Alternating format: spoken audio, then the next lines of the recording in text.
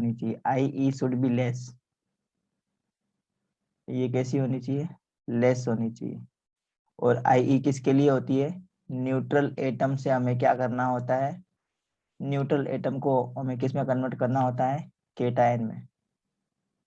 तो जितनी एनर्जी देनी पड़ेगी न्यूट्रल एटम को, उसी को हम बोलेंगे IE। उसके बाद में हमने सेकंड पॉइंट पढ़ा था, electron gain enthalpy. Electron gain enthalpy की वैल्यू कैसी होनी चाहिए, वेरी हाई होनी चाहिए, very high in negative value, negative के अंदर वेरी हाई होनी चाहिए। नेगेटिव में वेरी हाई का मतलब है किसी भी एटम में, किसी भी एटम में इलेक्ट्रॉन को ऐड करेंगे तो क्या बनेगा, एनायन बनेगा। और एनायन बनने के बाद में अगर वो एनायन लार्ज अमाउंट में एनर्जी रिलीज करता है तो उसके लिए क्या होगी, ई की वैल्यू क्या होगी, हाई होगी। थर्ड पॉइंट हमने पढ़ा था बेटा, आयनिक बॉन्ड के लिए केटायन और एनायन क्या होंगे, आपस में कंबाइन होंगे, केटायन एनायन आपस में कंबाइन होंगे। तो केटायन और एनायन कंबाइन होकर क्या बनाएगा, आयनिक बॉन्ड बनेगा इन दोनों के बीच में। और आयनिक बॉन्ड कोई अलग टाइप से कोई बॉन्ड नहीं है, ये क्या है, एक टाइप का force of attraction. Ionic bond is nothing but only a force of attraction, force of attraction between opposite charge. Opposite charge में एक टाइप का फोर्स ऑफ अट्रैक्शन है, वही आयनिक बॉन्ड कहलाएगा। तो केटायन और एनायन आपस में कंबाइन होंगे तभी क्या बनेगा, आयनिक बॉन्ड बनेगा। और जब केटायन और एनायन आपस में कंबाइन होते हैं तो वो क्या करेंगे, लार्ज अमाउंट में एनर्जी रिलीज करेंगे। क्या करेंगे, लार्ज अमाउंट में एनर्जी। अगर ये लार्ज अमाउंट में एनर्जी रिलीज कर रहे हैं, लार्ज अमाउंट में एनर्जी अगर रिलीज कर रहे हैं, इसका मतलब आयनिक बॉन्ड की या आयनिक कंपाउंड की लेटिस एनर्जी ज्यादा है। क्या ज्यादा है बेटा, लेटिस एनर्जी हाई है। तो अगर किसी भी आयनिक कंपाउंड की IE की वैल्यू लेस है, इलेक्ट्रॉन गेन एंथैल्पी की वैल्यू हाई है और लेटिस एनर्जी की वैल्यू हाई है, लेटिस एनर्जी की वैल्यू हाई है, तो वो बहुत ही अच्छा आयनिक बॉन्ड बनाएगा। बहुत अच्छा आयनिक बॉन्ड का मतलब है यहाँ पे आयनिक बॉन्ड जो बनेगा वो स्ट्रॉन्ग बनेगा। कैसा बनेगा बेटा, स्ट्रॉन्ग आयनिक बॉन्ड बनेगा। मतलब इसके बीच में जो फोर्स ऑफ अट्रैक्शन होगा ना, वो क्या होगा, बहुत ज्यादा स्ट्रॉन्ग होगा और उसका एग्जिस्टेंस रहेगा आयनिक बॉन्ड का। अब हम पढ़ लेते हैं फिजिकल कैरेक्टरिस्टिक्स और general characteristics of ionic bond. तो आयनिक बॉन्ड के जनरल या फिजिकल कैरेक्टरिस्टिक्स क्या क्या है, वो कुछ हम डिस्कस कर लेते हैं। टॉपिक है हमारा general characteristics of ionic bond. तो सबसे फर्स्ट इसमें कैरेक्टर हम पढ़ेंगे बेटा, आयनिक बॉन्ड का first character physical state. Physical state कैसी होती है, जिसमें आयोनिक बॉन्ड बनता है, ऐसे कंपाउंड जिसके अंदर आयोनिक बॉन्ड बनता है उनकी फिजिकल स्टेट कैसी होती है। तो कैसे होंगे ये कंपाउंड, आयोनिक कंपाउंड कैसे होते हैं बेटा, यूजुअली सॉलिड होते हैं। Ionic compound are generally solid, solid होते हैं, ये ध्यान देना बेटा। सेकेंड पॉइंट हम इसमें पढ़ते हैं क्रिस्टल स्ट्रक्चर। क्रिस्टल स्ट्रक्चर, तो जो आयोनिक बॉन्ड, जो आयोनिक कंपाउंड होते हैं ना, उनकी एक फिक्स्ड स्ट्रक्चर होती है बेटा। ठीक है, इनकी एक क्या होती है, डेफिनेट 3 डायमेंशनल स्ट्रक्चर होती है। 3 डायमेंशनल स्ट्रक्चर होती है, डेफिनेट 3 डायमेंशनल स्ट्रक्चर होगी इनकी। ठीक है, क्योंकि आयनिक बॉन्ड बनेंगे किससे, केटायन और एनायन, फिर केटायन फिर एनायन, फिर केटायन फिर एनायन, ऐसे कंटिन्यूसली क्या होगा, इनका रिपीटेशन होगा कंटिन्यूसली। एक एनायन होगा तो दूसरा केटायन होगा, फिर एनाइन आएगा, फिर केटायन आएगा, फिर एनाइन आएगा, फिर केटायन आएगा। ऐसे एक केटायन चारों तरफ से एनाइन से घिरा रहेगा और एक एनाइन चारों तरफ से केटायन से घिरा रहेगा।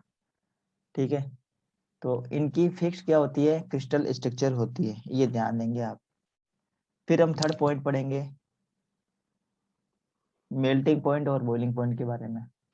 तो जो आयनिक बॉन्ड होते हैं या जो आयनिक कंपाउंड होते हैं उनका हाई बॉइलिंग पॉइंट होगा और हाई इसका क्या होगा, मेल्टिंग पॉइंट होगा। बात समझ में आ गई बच्चों? बॉइलिंग पॉइंट भी हाई होगा, मेल्टिंग पॉइंट भी हाई होगा। मेल्टिंग पॉइंट से मतलब क्या है, मेल्टिंग पॉइंट, मेल्टिंग पॉइंट किसका होता है बेटा, सॉलिड्स का होता है मेल्टिंग पॉइंट, सॉलिड्स का मेल्टिंग पॉइंट होता है। बॉइलिंग पॉइंट किसके लिए हम टर्म यूज करते हैं, लिक्विड के लिए। लिक्विड्स का क्या होता है बॉइलिंग पॉइंट होता है। लिक्विड्स का कभी भी मेल्टिंग पॉइंट नहीं होगा, ध्यान देना। ठीक है और सॉलिड्स का कभी भी डायरेक्टली बॉइलिंग पॉइंट नहीं होगा। पहले उसका हमें क्या पता करना होगा, मेल्टिंग पॉइंट, उसके बाद में बॉइलिंग पॉइंट की बारी आती है। तो इनका हाई मेल्टिंग पॉइंट और बॉइलिंग पॉइंट क्यों होता है, इसका रीजन ये है कि केटाइन और एनाइन के बीच में, केटाइन एंड एनाइन, इनके बीच में क्या होता है, स्ट्रॉन्ग फोर्स ऑफ अट्रैक्शन होता है, स्ट्रॉन्ग फोर्स ऑफ अट्रैक्शन। और इसी अट्रैक्शन फोर्स की वजह से इन आयोनिक बॉन्ड को मेल्ट कराने के लिए बहुत ज्यादा अमाउंट में क्या करनी पड़ती है एनर्जी देनी पड़ती है। लार्ज अमाउंट ऑफ एनर्जी और high amount of energy is required to break the force of attraction between cation and anion. ठीक है, जितनी एनर्जी ये बनने में देते हैं ना बेटा, जैसे केटाइन और एनाइन को हम, केटाइन और एनाइन से आयनिक बॉन्ड बनाते हैं। तो जब आयनिक बॉन्ड बनता है तो अमाउंट में, कुछ अमाउंट में एनर्जी रिलीज करते हैं, उसे हम बोलते हैं लेटिस एनर्जी, लेटिस एनर्जी। अब अगर हमने एनर्जी दी है, वो अगर लेटिस एनर्जी से कम है तो आयनिक बॉन्ड ब्रेक नहीं होगा, ध्यान देने। आयनिक बॉन्ड ब्रेक नहीं होगा, डू नॉट ब्रेक। कब, जब जो हमने एनर्जी प्रोवाइड की है आयनिक कंपाउंड को, जो हमने एनर्जी प्रोवाइड की है आयनिक कंपाउंड को, वो किससे कम है, लेटिस एनर्जी से कम है। ध्यान देना, मैं यहाँ पे लिख देता हूँ एनर्जी,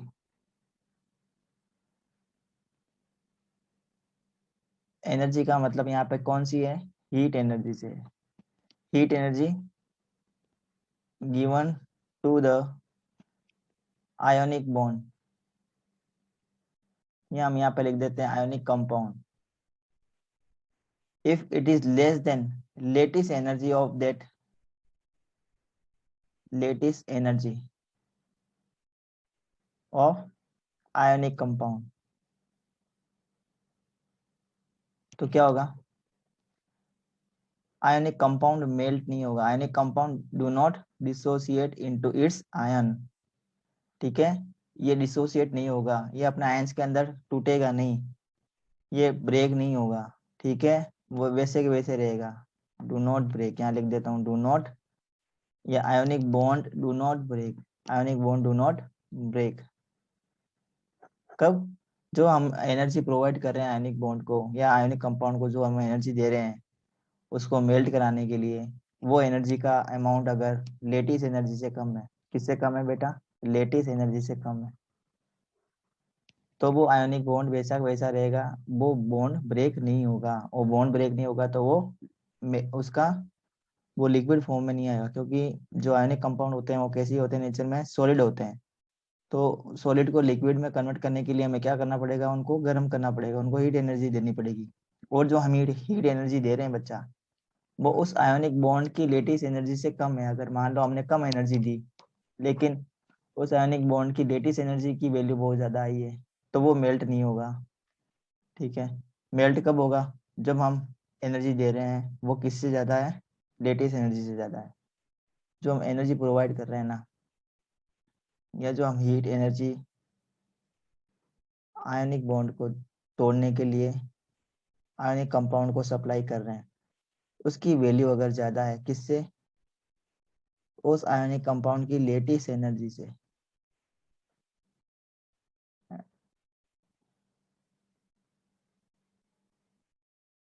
तो बॉन्ड ब्रेक हो जाएगा और जो सॉलिड स्टेट में अनिक कंपाउंड है वो किस में कन्वर्ट हो जाएगा बेटा, लिक्विड फॉर्म में आ जाएगा। ये बात समझ में आई आपको। नेक्स्ट हम पॉइंट पढ़ेंगे बेटा, solubility of ionic compound, very very important point. तो हम पढ़ लेते हैं बेटा, थर्ड पॉइंट का डिस्कशन कर लेते हैं। Solubility of ionic compound. बेटा इस पॉइंट का मतलब है कि जो आयोनिक कंपाउंड है ना वो किस में सोल्यूबल होते हैं, ठीक है, वो किस में डिजोल्व होते हैं। तो आयोनिक कंपाउंड कैसे होते हैं, पोलर नेचर में होते हैं, they are polar in nature, polar in nature. अब ये जो वर्ड है ना पोलर, इसका मतलब क्या है, इसका मतलब ये है कि आयोनिक कंपाउंड के अंदर क्या होता है बेटा, आयोनिक बॉन्ड होता है, आयोनिक बॉन्ड। और आयोनिक बॉन्ड कैसे बनता है, केटायन और एनायन के कॉम्बिनेशन से। केटायन होगा उसमें और क्या होगा, एनायन। केटायन के ऊपर चार्ज कैसा होगा बेटा, केटायन के ऊपर पॉजिटिव, एनायन के ऊपर नेगेटिव चार्ज होगा। तो नेगेटिव और पॉजिटिव आयन के कॉम्बिनेशन से क्या बनता है, आयनिक बॉन्ड बनता है। तो ऐसे आयनिक बॉन्ड के अंदर क्या आ जाती है, पोलरिटी आ जाती है। क्या आ जाती है, पोलरिटी। जब किसी भी एक ही मॉलिक्यूल के अंदर पॉजिटिव चार्ज भी हो और उसमें नेगेटिव चार्ज भी हो, तो वो मॉलिक्यूल कैसा कहलाता है, पोलर मॉलिक्यूल कहलाता है, पोलर मॉलिक्यूल। तो आयनिक कंपाउंड सारे कैसे होते हैं, पोलर होते हैं नेचर में। अब पोलर कंपाउंड किस में डिजोल्व होंगे, पोलर सोलवेंट में ही डिजोल्व होते हैं। ऐसा सोलवेंट जिसके अंदर खुद आयन हो, सोलवेंट जिसमें क्या हो, आयंस मौजूद हो। सोलवेंट कैसा होना चाहिए बेटा, पोलर होना चाहिए। To dissolve, to dissolve ionic compound, ionic compound को डिजोल्व करवाने के लिए जो सोलवेंट हम ले रहे हैं वो कैसा होना चाहिए, वो खुद पोलर होना चाहिए नेचर में। तो एक केमिस्ट्री में एक टर्म है, वो मैं लिख देता हूँ, like dissolve like, like dissolve like, like dissolve like. मतलब जो जैसा होता है ना वो उसी टाइप के कंपाउंड को अपने अंदर घोल लेता है। जैसे पोलर कंपाउंड जो होते हैं ना, पोलर कंपाउंड, पोलर कंपाउंड का मतलब है आयोनिक कंपाउंड जो पोलर होते हैं नेचर में। ये किस में डिजोल्व होंगे, पोलर सॉल्वेंट में, पोलर सॉल्वेंट में डिजोल्व होंगे। कुछ नॉन पोलर कंपाउंड भी होते हैं बेटा, वो हम आगे वाले इसी चैप्टर में पढ़ेंगे।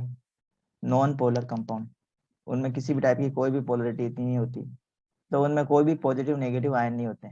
नॉन पोलर कंपाउंड ये किस में डिजोल्व होते हैं, नॉन पोलर सोलवेंट में डिजोल्व होते हैं।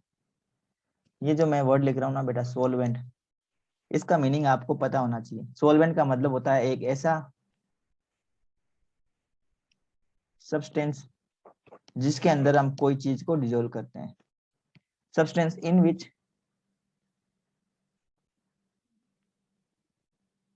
other sub in which the substance are dissolved। एक ऐसा सब्सटेंस जिसके अंदर कोई दूसरे सब्सटेंस को हम मिक्स कर सकते हैं, डिजोल्व करवा सकते हैं, उसको बोलते हैं सोलवेंट। एक एग्जांपल देता हूँ, जैसे बेटा सोल्ट लिया हमने, सोल्ट, सोल्ट क्या है, NaCl।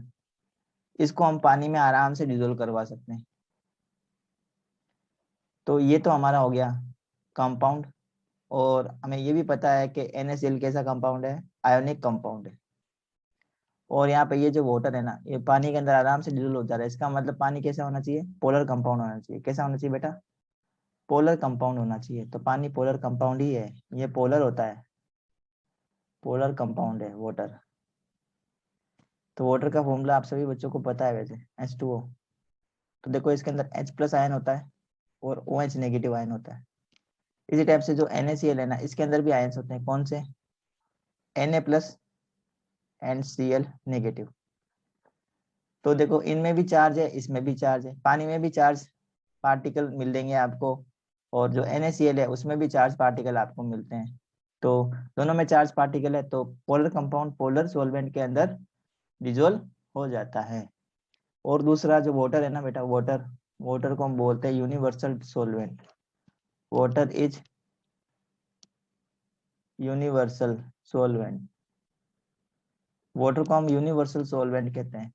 रीजन ये है कि वाटर है ना लगभग सभी टाइप के पोलर कंपाउंड को अपने अंदर डिजोल्व करवा लेता है, आराम से पानी के अंदर मिक्स हो जाते हैं। कौन से बेटा? पोलर कंपाउंड मिक्स हो जाते हैं आराम से। और वाटर का जो डाइलेक्ट्रिक कांस्टेंट है ना वो बहुत ज्यादा होता है, dielectric constant very high, dielectric constant of water is 78। किसी किसी बुक में लिखा है 80, मतलब सबसे ज्यादा होता है। सबसे ज्यादा का मतलब हम ये कह सकते हैं कि बहुत ज्यादा होगा, वाटर का डाइलेक्ट्रिक कांस्टेंट बहुत ज्यादा होता है। मतलब वाटर क्या है? एक बहुत अच्छा पोलर कंपाउंड है, बहुत अच्छा पोलर कंपाउंड है। इस वजह से ये क्या करता है, अधिकांश पोलर कोवलेंट सोलवेंट को, पोलर कोवलेंट कंपाउंड को अपने अंदर डिजोल्व करवा लेता है। बात समझ में आ गई बच्चों? हाँ, अब हम पढ़ेंगे इलेक्ट्रिकल कंडक्टिविटी। इलेक्ट्रिकल कंडक्टिविटी, तो ये क्या इलेक्ट्रिसिटी के कंडक्टर होते हैं या नहीं होते हैं? तो ये भी हम देख लेते हैं बेटा, electrical conductivity of ionic compound. Ionic compound की इलेक्ट्रिकल कंडक्टिविटी। तो बेटा ध्यान देंगे, अगर आयोनिक कंपाउंड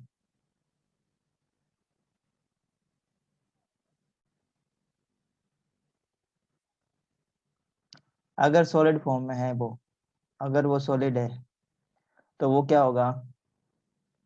इंसुलेटर होगा, या वो नॉन कंडक्टर होगा, नॉन कंडक्टर ऑफ इलेक्ट्रिसिटी। अगर वो मोल्टन स्टेट में है, मोल्टन फॉर्म में है, मोल्टन फॉर्म का मतलब है यानी कंपाउंड पिघला हुआ पूरा। कैसा है? पिघला हुआ,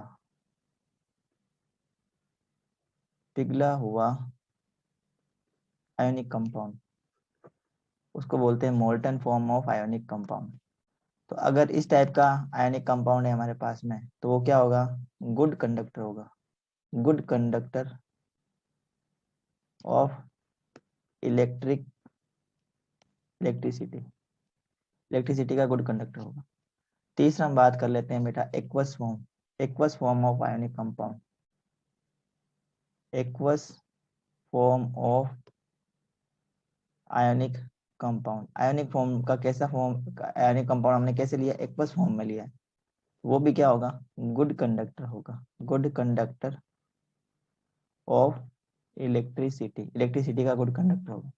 एक ही फॉर्म है आयनिक कंपाउंड की जो कैसी होगी? नॉन कंडक्टर होगी। वो कौन सी है बेटा? सॉलिड स्टेट, सॉलिड स्टेट में नॉन कंडक्टर होगा।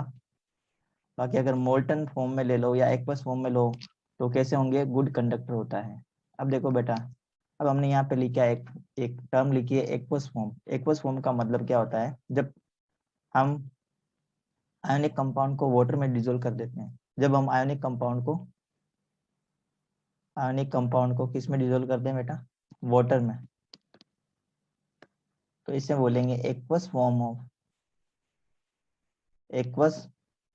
Of ionic compound. क्या कहेंगे? Aqueous form of ionic compound. तो ये बातें आप सभी बच्चे को समझ में आ गई। इलेक्ट्रिकल कंडक्टिविटी हमने समझ लिया क्या होता है, कौन कौन से आयोनिक कंपाउंड पानी के अंदर डिजोल्व होगा, कौन सा नहीं होगा, ये हमें पता चल गया। जो भी सॉलिड फॉर्म में है आयोनिक कंपाउंड वो सारे के सारे नॉन कंडक्टर होंगे, ठीक है। पानी के अंदर डिजोल्व होते हैं क्योंकि पानी का डाइलेक्ट्रिक कांस्टेंट सबसे ज्यादा होता है। वाटर क्या होता है? यूनिवर्सल सॉल्वेंट होता है, और यूनिवर्सल सॉल्वेंट की वजह से पानी के अंदर अधिकांशतः पोलर जो सब्सटेंस होते हैं, पोलर सब्सटेंस में हम क्या लेंगे यहाँ पे? Ionic compound. वो क्या हो जाते हैं? आराम से रिजोल्व हो जाते हैं। तो ये सब बातों का हमने डिस्कशन कर लिया है। तो आई होप आप सभी बच्चों को समझ में आया होगा, बच्चों पॉइंट सारे अच्छे से क्लियर हो गए होंगे।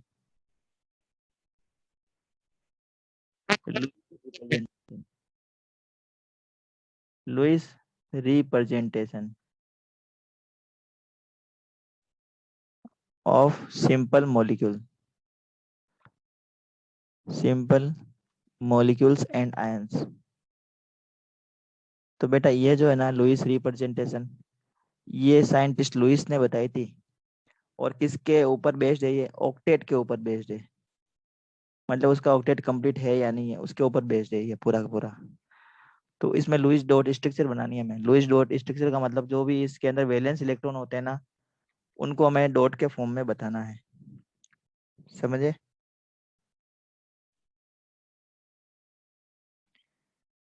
समझे बच्चा? तो जैसे सबसे पहले हम लेते हैं Lewis dot structure carbon monoxide. Carbon monoxide की लुईस डॉट स्ट्रक्चर हमें बनानी है। तो कैसे बनाएंगे? सबसे पहले हमें वैलेंस इलेक्ट्रॉन पता होना चाहिए। इसके अंदर कौन कौन से एटम काम आ रहे हैं? इसमें कार्बन है और एक ऑक्सीजन है, दो एटम है। अब कार्बन के अंदर वैलेंस इलेक्ट्रॉन कितने होते हैं? वैलेंस इलेक्ट्रॉन, अगर आपको ये वैलेंस इलेक्ट्रॉन का कंसेप्ट क्लियर नहीं है तो फिर आप समझ में नहीं आएगा ये लुईस डॉट स्ट्रक्चर। तो पहले वो आपको समझना जरूरी है बेटा। तो वैलेंस इलेक्ट्रॉन इसमें है 4, ऑक्सीजन में है 6। तो टोटल वैलेंस इलेक्ट्रॉन कितने हो गए बेटा? 10 हो गए। सीओ के अंदर टोटल वैलेंस इलेक्ट्रॉन हो गए 10। बात समझ में आई? इलेक्ट्रॉन और इलेक्ट्रॉनिक कॉन्फ़िगरेशन कार्बन का होता है 2,4, ये पता है। ऑक्सीजन का होता है 2,6, ये भी आपको पता होगा। ठीक है, सबसे पहले इसका स्केलेटल फॉर्मूला लिख लो। स्केलेटल फॉर्मूला का मतलब है कार्बन और ऑक्सीजन, ये इस टाइप से आप इसको लिख लो। ये लिखने के बाद में आपको जो इलेक्ट्रॉन्स है ना, उनको किसके फॉर्म में बताना है? डॉट के फॉर्म में बताना है। तो ऑक्सीजन के अंदर कितने इलेक्ट्रॉन होने चाहिए? 6 वैलेंस इलेक्ट्रॉन होने चाहिए। तो 6 वैलेंस इलेक्ट्रॉन बनाओ। जैसे इसमें ऑक्सीजन के 6 वैलेंस इलेक्ट्रॉन बनाते हैं, ये 1 2 3 4 5 और 6, ये बना लिए। अब कार्बन के कितने होंगे? कार्बन के 4 है, तो कार्बन के 4 बनाओ। ये 1 2, ये 3, ये 4, ये कार्बन के बनाए, ये ऑक्सीजन के बना लिए।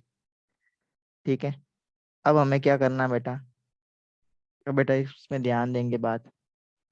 अब हमें बॉन्ड का फॉर्मेशन कराना है, दोनों के बीच में बॉन्ड का फॉर्मेशन कराना है।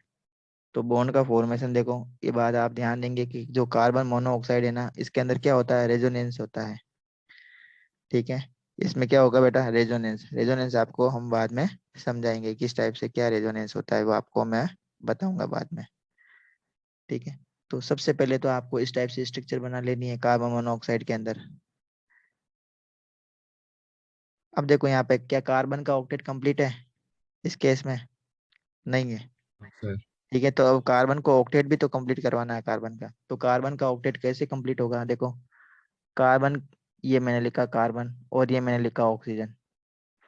तब कार्बन का ऑक्टेट कैसे कंप्लीट हो सकता है? अगर कार्बन के पास में कितने इलेक्ट्रॉन आ जाए? 8 इलेक्ट्रॉन आ चार। जाए। तो 2 इलेक्ट्रॉन तो ये कार्बन के, ये है ही है, 2 इलेक्ट्रॉन ये कार्बन के हैं। अब क्या होगा बेटा? यहाँ पे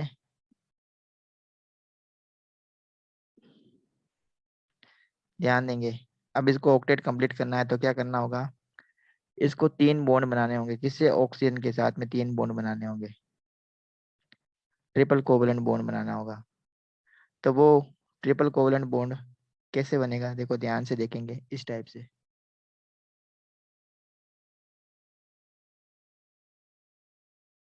और ये हो गए ये 2। तो इस केस में देखो बेटा, इस केस में ये कार्बन का ऑक्टेट कंप्लीट है और ऑक्सीजन का ऑक्टेट भी कंप्लीट है। ठीक है, या फिर हम इसको और कैसे बना सकते हैं? इसको हम इस टाइप से बना सकते हैं, ये लिख दो कार्बन, ये लिख दो ऑक्सीजन। तो ये देखो, इनके इन दो के कॉम्बिनेशन से एक बॉन्ड बनेगा, इन दो के कॉम्बिनेशन से एक बॉन्ड बनेगा, और इन 2 इलेक्ट्रॉन के कॉम्बिनेशन से एक बॉन्ड बनेगा, ये ऐसे। ठीक है, बात समझ में आई? ये इसके वैलेंस इलेक्ट्रॉन कार्बन के, और ये इसके वैलेंस इलेक्ट्रॉन ऑक्सीजन के। सबको समझ में आ गया? सबको समझ में आ गया बेटा? तो इस टाइप से इसकी क्या बनेगी? इलेक्ट्रॉन डॉट स्ट्रक्चर बन जाएगी। सिंपल है ना? और कुछ एग्जांपल लेते हैं जिससे आपको और समझ में आएगा, अच्छे से समझ में आएगा।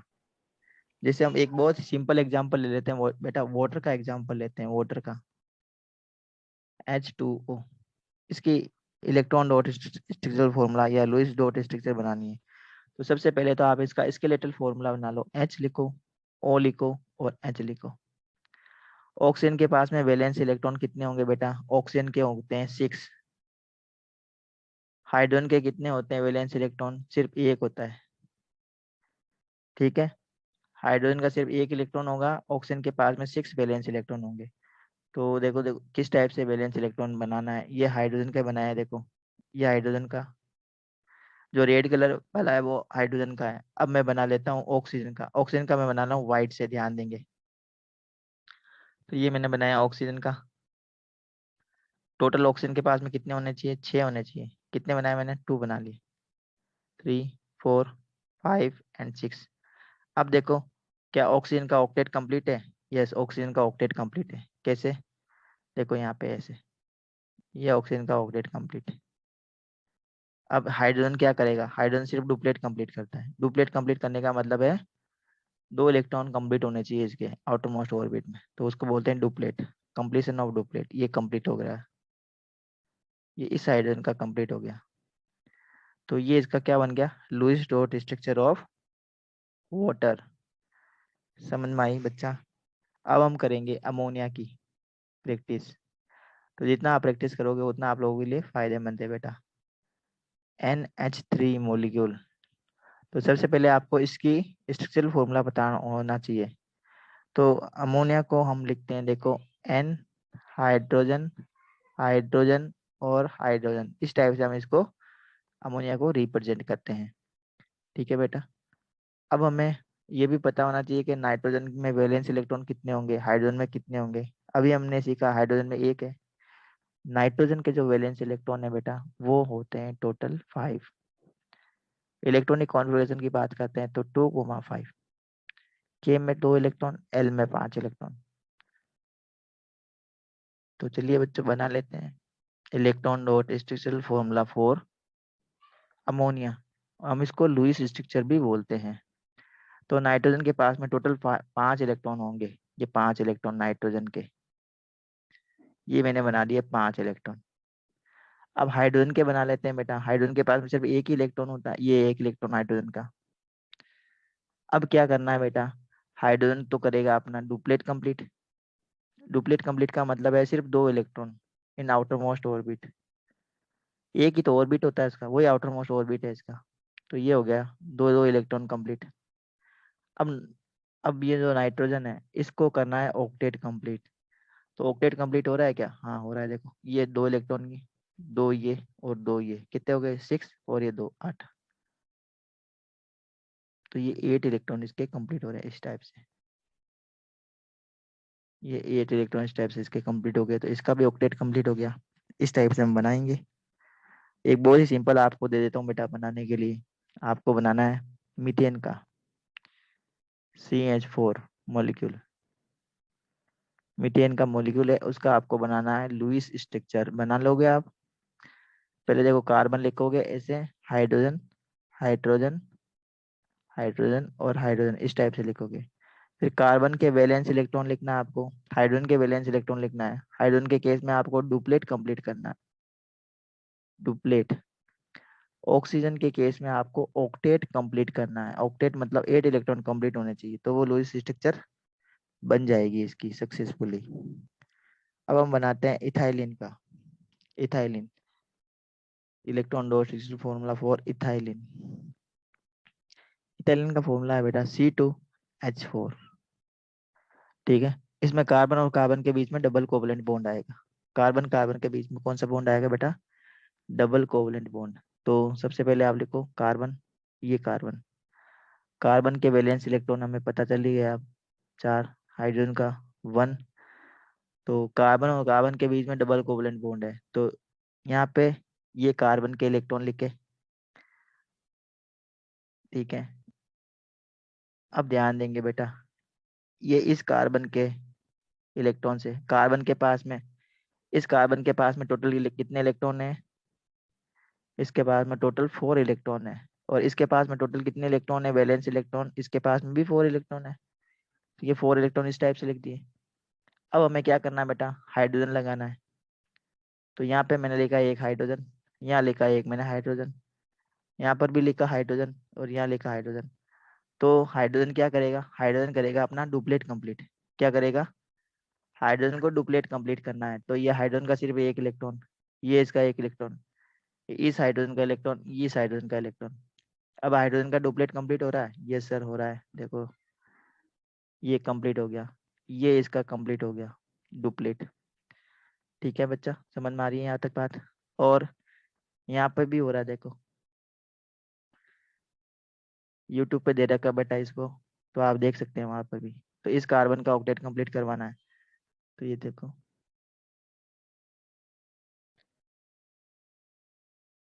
यहाँ पे देखो बेटा, ये इसके 8 इलेक्ट्रॉन कंप्लीट हो गए। इस कार्बन का भी हो रहा है क्या? हाँ, इस कार्बन का भी हो रहा है, ये देखो इसके भी 8 इलेक्ट्रॉन कंप्लीट हो गए ऐसे, इस टाइप से। तो ऐसे सभी एटम का क्या हो रहा है, ऑक्टेट कंप्लीट हो रहा है। हाइड्रोजन को डुप्लेट कंप्लीट होगा। हाइड्रोजन में क्या होगा बेटा, डुप्लेट कंप्लीट होगा। ये वीडियो लेक्चर आज मैं यूट्यूब पे अपलोड कर दूंगा, अगर आप लोगों ने नहीं देखा है तो आप लोग वहाँ पे जाके भी देख सकते हैं। तो समझ में आया होगा बच्चों आप लोगों को। आपको एक और बनाना है बेटा, आपको बनाना है HCl का। बना लोगे? इसका लोइस डॉट स्ट्रक्चर बनाना है, मुझे बताना है बना के। तो जितना आप प्रैक्टिस करोगे उतना आपको फायदे रहेगा। एक बनाना है आपको ऑक्सीजन के लिए, तो ऑक्सीजन और ऑक्सीजन के बीच में डबल बॉन्ड होता है, ये पता होना चाहिए। आपको बनाना नाइट्रोजन का, तो नाइट्रोजन और नाइट्रोजन के बीच में ट्रिपल कोवलेंट बॉन्ड होता है। ठीक है, किसी भी एटम और एटम के बीच में मैक्सिमम 3 कोवलेंट बॉन्ड हो सकते हैं, 3 से ज्यादा नहीं होंगे। ठीक है, 3 से ज्यादा नहीं होंगे, कभी भी 4 कोवलेंट